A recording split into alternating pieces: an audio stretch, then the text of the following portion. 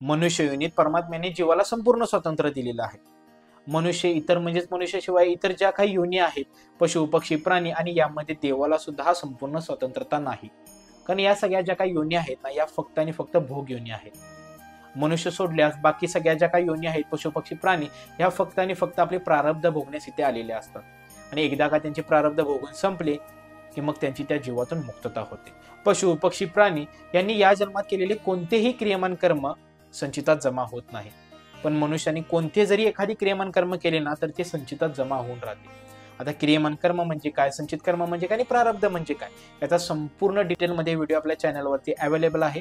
त्याची लिंक मी डिस्क्रिप्शन बॉक्समध्ये देत आहे, तुम्ही जाऊन ते पाहू शकता. क्रियमान कर्म करण्यास माणूस संपूर्णपणे स्वतंत्र असतो असं म्हटलं जातं. आता आपल्या या व्हिडिओचे ना एकूण 2 फेज असतील. पहिल्या फेजमध्ये आपण क्रियमान कर्म करण्याचे स्वातंत्र्य म्हणजे काय हे समजून घेणार आहोत. तर आपल्या व्हिडिओच्या दुसऱ्या फेजमध्ये आपण एकदा का जर आपण एखादी क्रियमान कर्म केले तर आपल्या त्या स्वातंत्र्याला काय मर्यादा निर्माण होतात का, हे काय एक्झाम्पल वरून आपण समजून घेणार आहोत. तर हा संपूर्ण व्हिडिओ पाहणं ना खूप गरजेचं आहे. आणि ही जी काय आपण माहिती घेतो ना, ती माहिती आपण कर्मांचा सिद्धांत या बुकमधून घेत आहोत. क्रियमान कर्म करण्याचे स्वातंत्र्य म्हणजे काय. आता मगाशी म्हणल्याप्रमाणेच ना, फक्त आणि फक्त मनुष्य योनीतील जीवांनाच क्रियमान कर्म करण्याचे स्वातंत्र्य आहे. एखाद्या माणसाला सज्जन बनण्याचे जितके स्वातंत्र्य आहे ना, तितके स्वतःच्या जबाबदारीवरती दुर्जन बनण्याचे देखील स्वातंत्र्य आहे. एखाद्या माणसाला एखाद्या गोष्टीचे दान करण्याचे जितके स्वातंत्र्य आहे ना, तितकेच एखाद्या गोष्टीची साठेबाजी करण्याचे देखील स्वातंत्र्य आहे.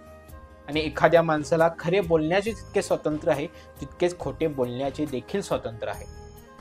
मनुष्य योनीतील एखाद्या जीवाला जर आत्महत्या करावीशी वाटली तर त्याला आत्महत्या करण्याचे देखील स्वातंत्र्य आहे. पण मनुष्य सोडल्यास इतर सर्व योनीतील जीवांना आत्महत्या करण्याचे स्वातंत्र्य नाही. कारण मनुष्य सोडून इतर सर्व जे काही योनी आहेत, पशु पक्षी प्राणी, यांना आत्महत्याचा विचार करण्याची बौद्धिक क्षमताच नसते. अशा प्रकारे ना, परमात्म्याने फक्त मनुष्य योनीतील जीवांना सर्व प्रकारचे स्वातंत्र्य दिलेले आहे. मनुष्य योनीत परमात्म्याने विज्ञानमय कोश आणि आनंदमय कोश असे 2 जादाचे कोश दिलेले आहेत, जे अन्य योनीत नसतात. माणूस संपूर्णपणे स्वतंत्र असण्यामागचं कारण असं की त्याच्यात अस्तित्वात असणाऱ्या विज्ञानमय आणि आनंदमय परमात्मा देखील संपूर्णपणे स्वतंत्र आहे. म्हणूनच फक्त मनुष्य संपूर्णपणे स्वतंत्र आहे. आता ना, ही गोष्ट समजून घेण्याचा प्रयत्न करा किंवा तुम्ही देखील विचार करा की एखाद्या माणसाला जर वाईट बनण्याचे स्वातंत्र्य नसते तर त्याच्या चांगल्या बनण्याच्या स्वातंत्र्याला काही किंमतच राहिली नसती. एखाद्या माणसाला जर बेईमानी करण्याचे स्वातंत्र्यच नसते तर त्याच्या प्रामाणिकपणाला काही अर्थच नसता. अशा प्रकारे ना, मनुष्याला दोन्ही तऱ्हेने वागण्याची मुभा दिलेली आहे, म्हणजे स्वतंत्र दिलेली आहे.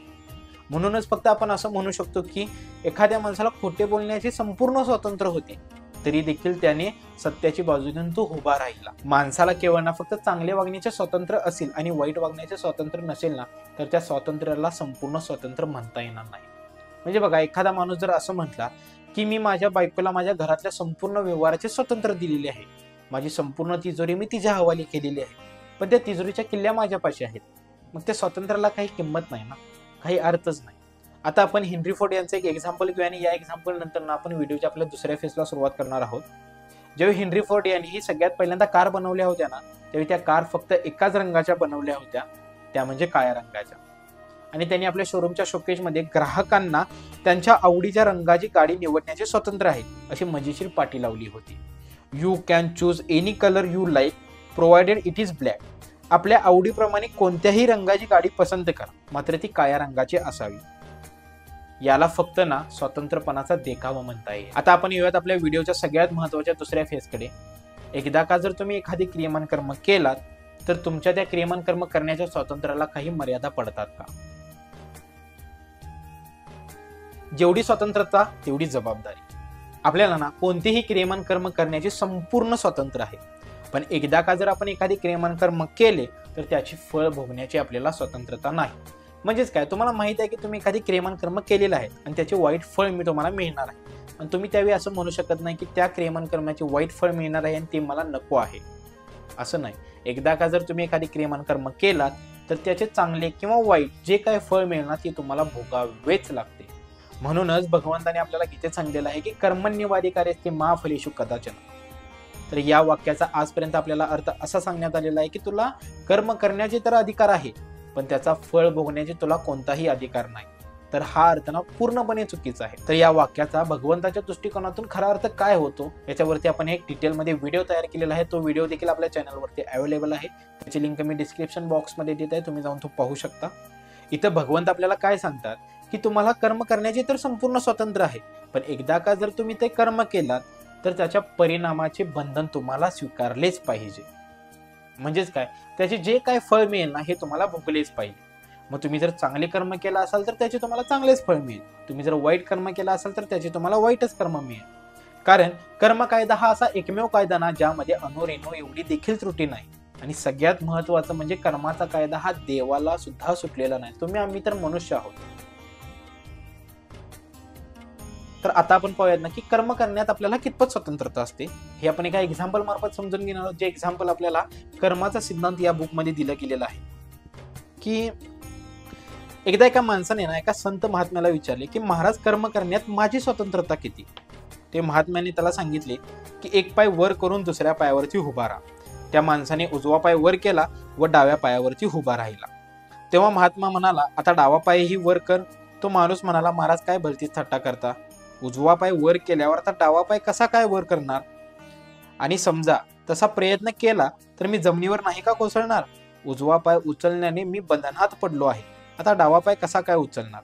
महात्मा म्हणाले, अरे तू प्रथम उजवा पायच उचललास, त्याऐवजी तू डावा पाय उचलू शकला असतास. त्यावेळी तुला डावा पाय उचलण्याची मुभा स्वातंत्र्य होते की नाही? तो माणूस म्हणाला, होय महाराज, त्यावेळी मला डावा पाय उचलण्याचे स्वातंत्र्य होते.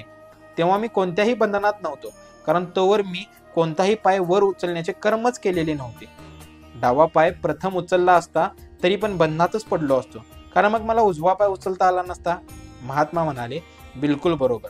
याचप्रमाणे कोणतेही कर्म करण्याला तू स्वतंत्र आहेस, पण एकदा का जर तू कर्म केलेस की तू तत्काळ बंधनात अडकलास म्हणून समज. म्हणजेच काय, त्या माणसाला एखादी कर्म करायला सांगितल्यानंतर ना त्याला पूर्णपणे स्वतंत्र होते की तो कोणता पाय उचलणार. तो दोन्ही पायांमधला कोणताही एखादा पाय उचलू शकत होता. पण एकदा का जर त्याने एखादी कर्म केले, म्हणजे एखादा जरी त्यानं पाय उचलला ना तर तो त्वरित बंधनात अडकला म्हणून समजा.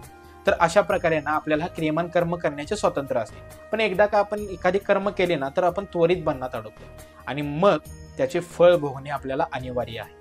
मग तुम्ही म्हणू शकत नाही की माझ्याकडून ते कर्म चुकून झाले आणि मला त्याचे जे काही वाईट फळ मिळणार आहे ते मला नको. नाही, तुम्हाला ते फळ भोगावेच लागेल. म्हणूनच भगवद्गीतेत भगवंतांना आपल्याला सांगितले की कर्मण्यवाधिकारेस्तु मा फलेषु कदाचन, की कर्म करण्याचा तुला अधिकार आहे, पण त्या कर्माचे जे काय वाईट चांगले जे काय फळ असेल ना त्याच्यापासून पळण्याचा तुला अधिकार नाही, ते तुला भोगावेच लागेल.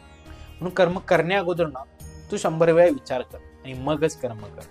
हे आपल्याला भगवद्गीतेत भगवंताला सांगायचं आहे. इथवर जर तुम्ही आमचा व्हिडिओ पाहत आलाच असाल तर प्लीज आपल्या चॅनलला सबस्क्राईब करा, कारण तुमचं एक सबस्क्राईब आमची ही माहिती अनेक लोकांपर्यंत पोहोचवण्यास आम्हाला मदत करू शकते.